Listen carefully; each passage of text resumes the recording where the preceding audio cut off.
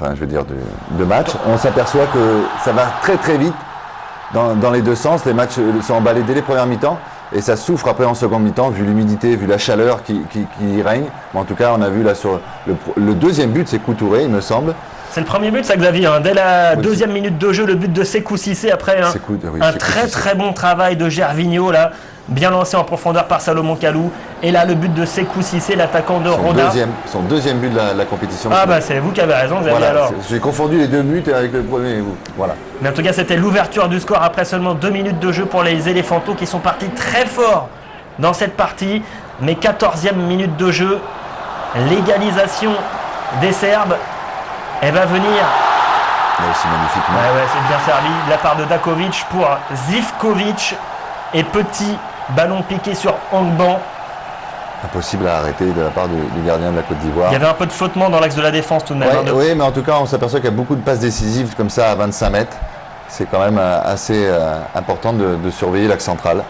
Alors pour l'histoire, Xavier, c'est un but 100% championnat chinois, puisque Dakovic, le passeur, et le buteur Zivkovic, il joue à Luneng dans le championnat chinois. C'est assez étonnant. Ouais. Il n'y en a pas beaucoup, j'imagine. Hein. Non, il n'y en a pas beaucoup, mais c'est vrai qu'à un moment donné, les Chinois ont beaucoup investi sur des joueurs étrangers. On a eu une période française aussi où beaucoup de joueurs français partaient en Chine il y a 2-3 ans pour rencontrer ce nouveau championnat. Et là, un but un petit peu bizarre. Corner d'Emmanuel Koné, dévié au premier poteau par Rajkovic. C'est un but contre son camp, mais ça redonne l'avantage aux éléphantaux, Xavier. Oui, c'était un moment où les éléphantaux avaient un peu de mal. Ils cherchaient leur second souffle. Et ce petit coup de pouce du destin par le but contre son camp du défenseur serbe s'aperçoit que ça leur fait du bien parce qu'à partir de ce but-là, ils ont quand même remis la machine en route. Ouais, pas de réussite pour Rajkovic sur ce corner rentrant d'Emmanuel Koné. Un joueur qu'on découvre, ce Emmanuel Koné.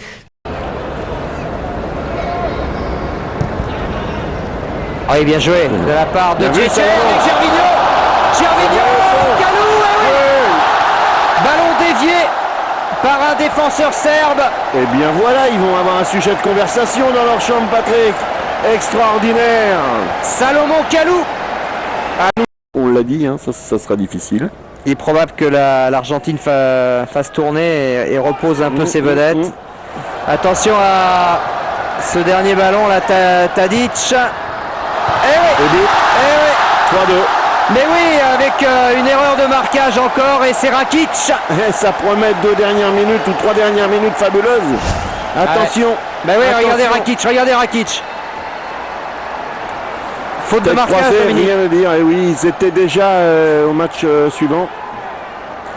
Et là, c'est dangereux parce que...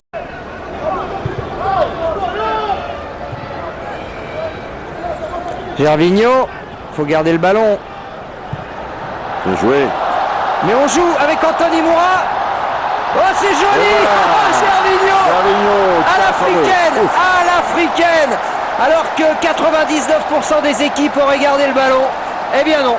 La Côte d'Ivoire joue ce ballon. Et là, il y a quand même du hors-jeu dans l'air, à mon avis. Enfin bon. À mon avis, il y a quand même du hors-jeu dans l'air. Ils sont deux. Peut-être 2 fois d'ailleurs. Ouais. Mais bon, et finalement, ça donne...